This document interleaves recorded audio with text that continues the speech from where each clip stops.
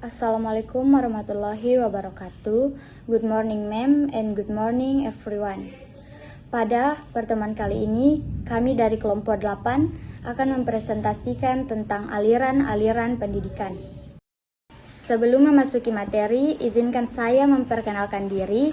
Saya Deaton Apa sebagai moderator dan Desi Ratnasari sebagai pembawa materi kedua dan Ainun Rizky Chandra sebagai pembawa materi ketiga dan Durun Dewi sebagai pembawa materi terakhir.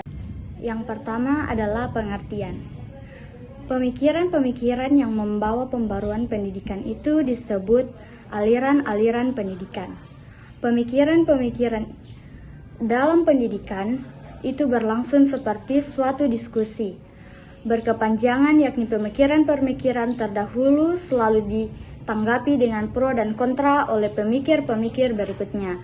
Dan karena dialog tersebut akan melahirkan lagi pemikiran-pemikiran baru, dan demikian seterusnya.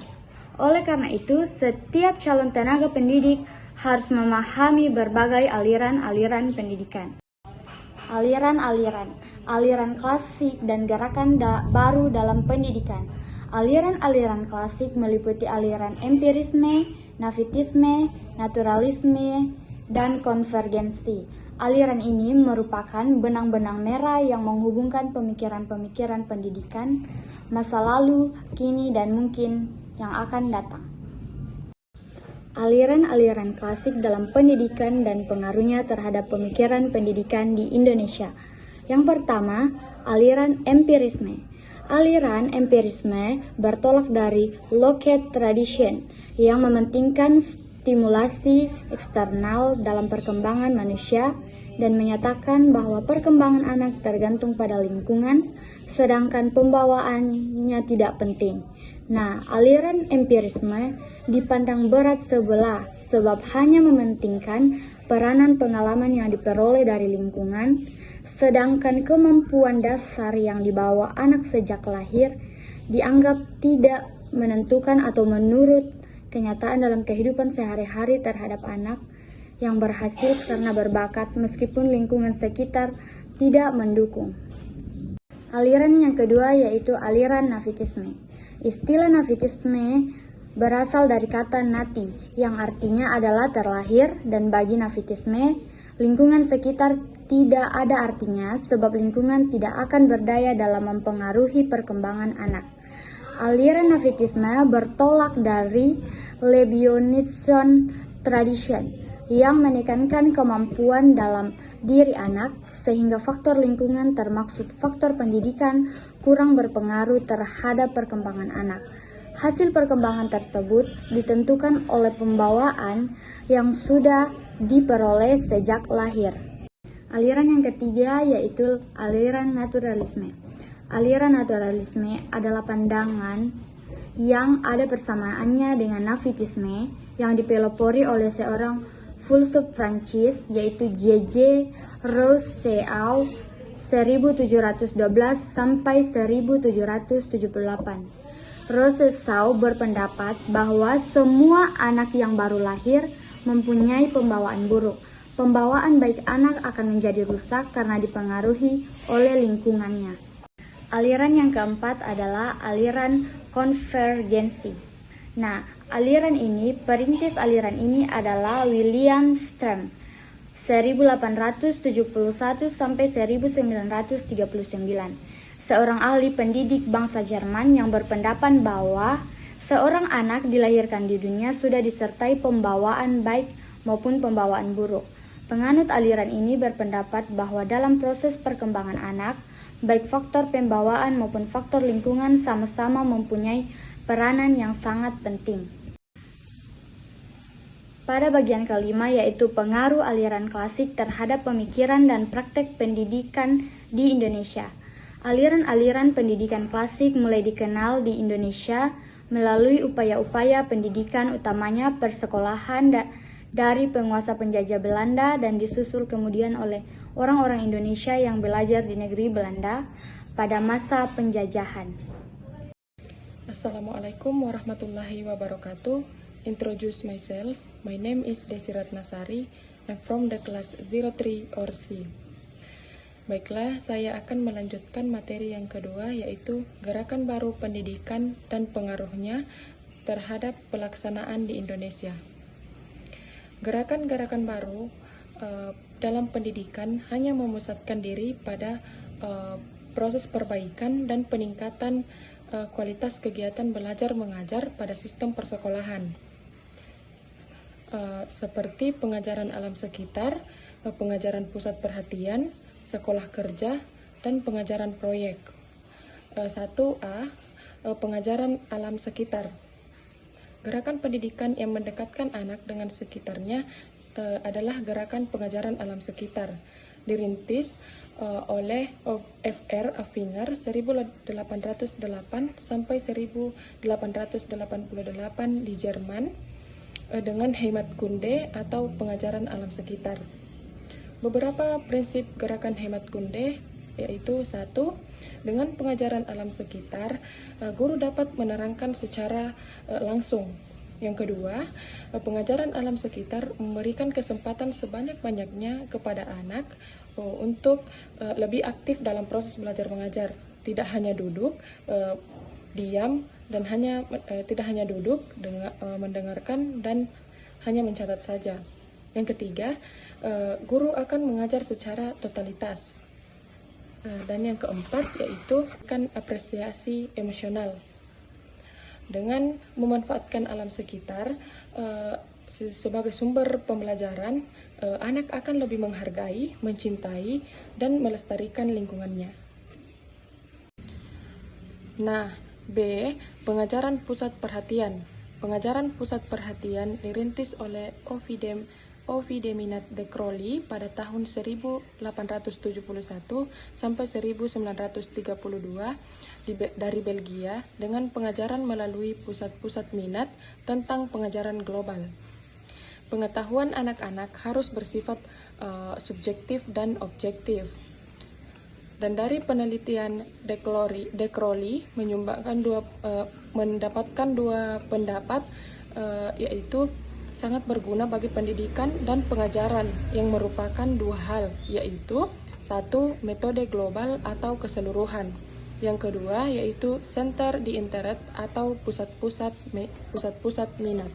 Dengan kemajuan teknologi pengajaran, peluang mengadakan variasi kerja menjadi lebih terbuka lebar. Dengan demikian, upaya minat siswa menjadi lebih besar untuk pemusatan perhatian dan pengajaran yang lebih efektif dan mudah dipahami oleh siswa. Nah, C. Sekolah kerja. Gerakan sekolah kerja dapat dipandang sebagai titik kulminasi dari pandangan-pandangan yang mementingkan pendidikan keterampilan dalam pendidikan. J.A. Comenius pada tahun 1902 sampai 1670 menekankan agar pendidikan mengembangkan pikiran, ingatan, bahasa, dan tangan atau keterampilan atau kerja tangan siswa. Perlu diketahui bahwa sekolah kerja itu bertolak dari pandangan bahwa pendidikan tidak hanya demi kepentingan individu, tetapi juga demi kepentingan masyarakat. Gagasan sekolah kerja sangat mendorong berkembangnya sekolah kejuruan di setiap negara, termasuk di Indonesia. Kan keterampilan itu sangat diperlukan oleh setiap orang yang akan memasuki lapangan kerja. D. Pengajaran proyek. Dalam filosofis dan pedagogis dari pengajaran proyek dikemukakan oleh John Dewey pada tahun 1509 sampai 1952.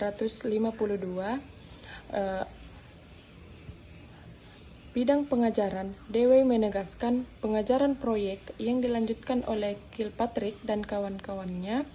Dalam pengerjaan proyek, anak bebas menentukan pilihannya terhadap pekerjaan, merancang, serta memimpin suatu proyek tersebut.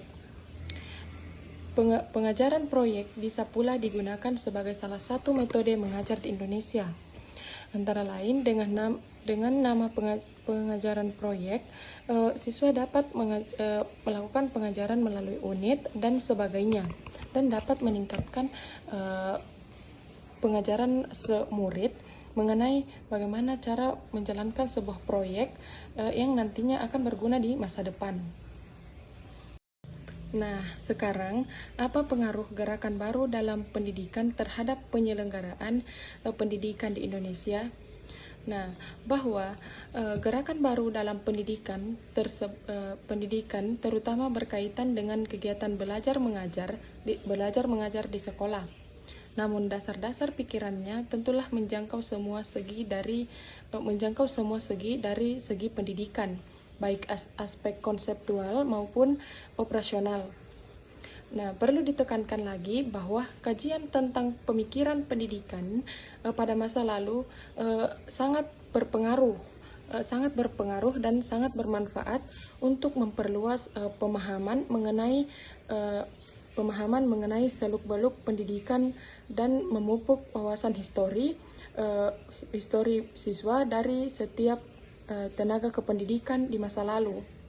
Kemudian kedua hal ini sangat penting karena setiap keputusan dan tindakan di dalam bidang pendidikan termasuk di bidang pembelajaran akan membawa dampak yang sangat baik kepada siswa-siswa, apalagi mempelajari tentang budaya-budaya masa lalu dan bisa mengembangkan lagi mengenai pemikiran-pemikiran tentang bagaimana pendidikan di masa yang akan datang. Terima kasih atas kesempatan yang telah diberikan. Saya Ainun Reski Chandra akan melanjutkan pembawaan materi. B. Dua aliran pokok pendidikan di Indonesia itu dimaksudkan adalah perguruan kebangsaan taman siswa dan ruang pendidikan INS Kayu Tanam. Kedua aliran ini dipandang sebagai suatu tonggak pemikiran tentang pendidikan di Indonesia. Selanjutnya, 1. Perguruan kebangsaan taman siswa. A. Asas dan tujuan taman siswa. Yang pertama adalah setiap orang mempunyai hak mengatur diri sendiri. Yang kedua, pengajaran harus berfaedah yang dalam arti lahir dan batin dapat memerdekakan diri sendiri. Yang ketiga, pengajar harus berdasarkan pada kebudayaan dan kebangsaan sendiri. Yang keempat, pengajar harus tersebar luas sampai dapat menjangkau kepada seluruh rakyat. Yang kelima, mengejar kemerdekaan hidup harus diusahakan dengan kekuatan sendiri dan menolak bantuan apapun dari siapapun. Yang keenam, harus membelanjai sendiri segala usaha yang dilakukan sebagai konsekuensi hidup dengan kekuatan sendiri. Yang ketujuh, dalam mendidik anak-anak perlu adanya keikhlasan lahir dan batin. Selanjutnya adalah upaya-upaya pendidikan yang dilakukan taman siswa. Dalam hal ini terbagi atas dua, yaitu di lingkungan perguruan dan di luar lingkungan perguruan. Di lingkungan perguruan ada menyelenggarakan tugas pendidikan dalam bentuk perguruan dari tingkat dasar hingga tingkat tinggi. Yang kedua, mengikuti mempelajari perkembangan dunia di luar taman siswa. Yang ketiga, menumbuhkan dan memasakkan lingkungan hidup keluarga taman siswa. Yang keempat, atau yang terakhir, meluaskan kehidupan ketaman siswaan di luar lingkungan masyarakat perguruan. Selanjutnya di luar lingkungan perguruan. Yang pertama adalah menjalankan kerja pendidikan untuk masyarakat umum dengan dasar-dasar dan hidup taman siswa. Yang kedua, menyelenggarakan usaha-usaha kemasyarakatan dalam masyarakat dalam bentuk-bentuk badan sosial ekonomi. Yang ketiga, bersama-sama dengan instansi-instansi pemerintahan menyelenggarakan usaha-usaha pembentukan kesatuan hidup. Yang keempat, menyelenggarakan usaha pendidikan kader pembangunan yang tenaganya dapat disumbangkan ke masyarakat. Yang kelima atau yang terakhir adalah mengusahakan terbentuknya pusat-pusat kegiatan kemasyarakatan. Ada pula hasil-hasil yang telah dicapai oleh taman siswa, yakni adalah gagasan atau pemikiran tentang pendidikan nasional. Yang kedua, lembaga-lembaga pendidikan dari Taman Indria sampai dengan sarjana wiyata. Yang ketiga, sejumlah besar alumni perguruan, banyak yang menjadi tokoh nasional, antara lain Ki Hajar Dewantara, Ki Hajar Mangunsarkoro, dan Ki Suratman. Sekian dari saya kembalikan ke moderator.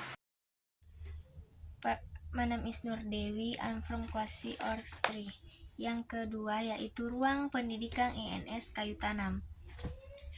A. Asas dan tujuan dan tujuan ruang pendidikan INS Kayu Tanam. Pada awal didirikannya ruang pendidikan INS Kayu Tanam mempunyai asas-asas sebagai berikut. 1. Berpikir logis dan rasional. 2. Keaktifan atau kegiatan. Ketiga, pendidikan masyarakat. Keempat, memperhatikan pembawaan anak. Kelima, menentang intelektualisme. Setelah kemerdekaan Indonesia, Muhammad Mojafei mengembangkan asas-asas pendidikan INS menjadi dasar-dasar pendidikan Republik Indonesia.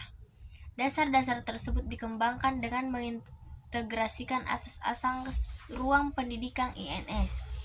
Sila-sila dari Pancasila. Sebagai guru sekolah, Kartini di Jakarta tahun 1914 sampai 1922. Dan sebagai pimpinan INS, dasar-dasar pendidikan tersebut Muhammad Mojafei 1979 sampai 31 sampai 86 dan Said 1981 sampai 57 sampai 56 sebagai berikut. 1. Ketuhanan yang Maha Esa. 2. Kemanusiaan. 3. Kesusilaan. 4. Kerakyatan. 5. Kebangsaan. 6. Gabungan antara pendidikan, ilmu umum, dan kejujuran. 7. Percaya pada diri sendiri juga pada Tuhan. 8. Berakhlak bersusila setinggi mungkin. 9. Bertanggung jawab akan keselamatan bangsa dan nusa dan bangsa. 10. Berjiwa aktif positif dan aktif negatif. 11. Mempunyai daya cipta. 12. Cerdas, logis, dan rasional. 13. Berperasaan tajam, halus, dan estetis. 14. Gigih atau ulet yang sehat. 15. Karakter atau tepat. 16. Emosional atau terharu. 17. Jasmani sehat dan kuat. 18. Cakap berbahasa Indonesia, Inggris, dan Arab. 19. Sanggup hidup sederhana dan bersusah payah. 20. Sanggup mengerjakan sesuatu pekerjaan alat serba kurang. 21. Sebanyak mungkin memakai kebudayaan nasional waktu mendidik. 22. Waktu mengajar pada guru sebanyak mungkin menjadi objek dan murid-murid menjadi subjek. Bila hal ini terjadi, mungkin barulah para guru-guru menjadi subjek dan murid menjadi objek. 23. Sebanyak mungkin para guru mencontohkan pelajaran-pelajarannya, tidak hanya pandai menyuruh saja. 24. Diusahakan supaya pelajar mempunyai darah kesatria, berani karena benar. 26. Mempunyai jiwa konsetaris. 25. Mempunyai jiwa konsetaris. 26. Pemeliharaan atau perawatan suatu usaha. 27. Menepati janji. 28. A. Sebelum pekerjaan dimulai, dibiasakan menimbang dulu sebaik-baiknya. B. Kewajiban harus dipenuhi. 29. Hemat. B. Usaha-usaha ruang pendidikan INS Kayu Tanam. Beberapa usaha yang dilakukan ruang pendidik INS Kayu Tanam yang dalam bidang kelembagaan antara lain menyelenggarakan berbagai jenjang pendidikan seperti ruang rendah 7 tahun setara sekolah dasar, ruang dewasa 4 tahun sudah rendah setara sekolah menengah, dan sebagainya. Perlu ditekankan bahwa program pendidikan INS tersebut sangat mengutamakan pendidikan dan keterampilan-keterampilannya dengan mengutamakan gambar dan pekerjaan tangan dan jenisnya. Muhammad Mojafei 1979 87 sampai 117. Terdapat pula program-program khusus untuk Pembekalan Kemampuan Mengajar dan Praktek Mengajar Said 1981 57 sampai 59. Di samping bidang kelembagaan itu, Ruang Pendidikan INS Kayu Tanam juga menyelenggarakan usaha lain sebagai bagian mencerdaskan kehidupan bangsa, yakni penerbitan sandi atau majalah anak-anak, buku baca dalam rangka pemberantasan buta huruf atau aksara dan angka dengan judul Kunci 13, mencetak buku-buku pelajaran dan lain-lainnya. Soejono 1958-46. Seperti diketahui, upaya-upaya dari Ruang Pendidikan INS tersebut dilakukan sebagai usaha mandiri dan menolak bantuan yang mungkin akan membatasi kebebasan. C. Hasil-hasil yang dicapai Ruang Pendidikan INS Kayu Tanam. Ruang Pendidikan INS Kayu Tanam juga mengupayakan gagasan-gagasan tentang pendidikan nasional, utamanya pendidikan keterampilan dan kerajinan. Beberapa ruang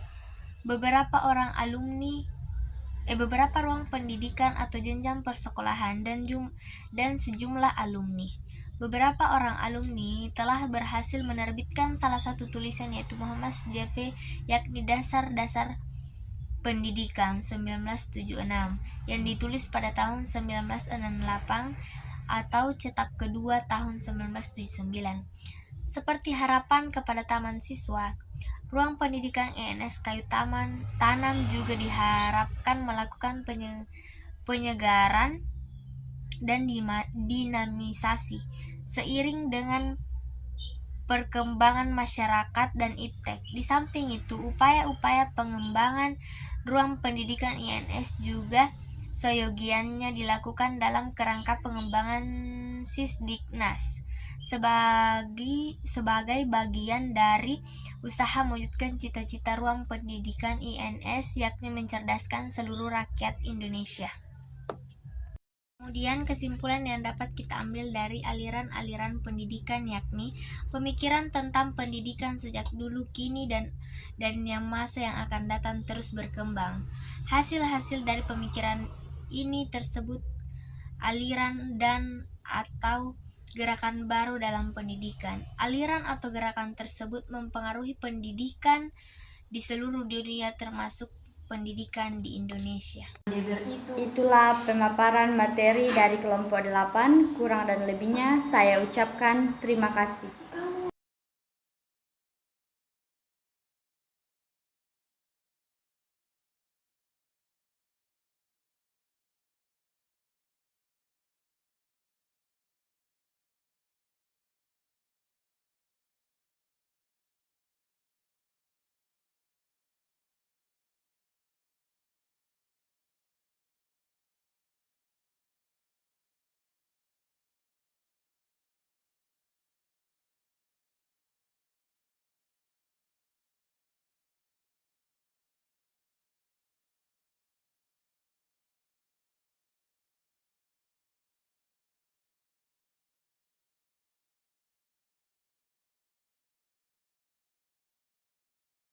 Kemudian kesimpulan yang dapat kita ambil dari aliran-aliran pendidikan, yakni pemikiran tentang pendidikan sejak dulu, kini, dan yang masa yang akan datang terus berkembang.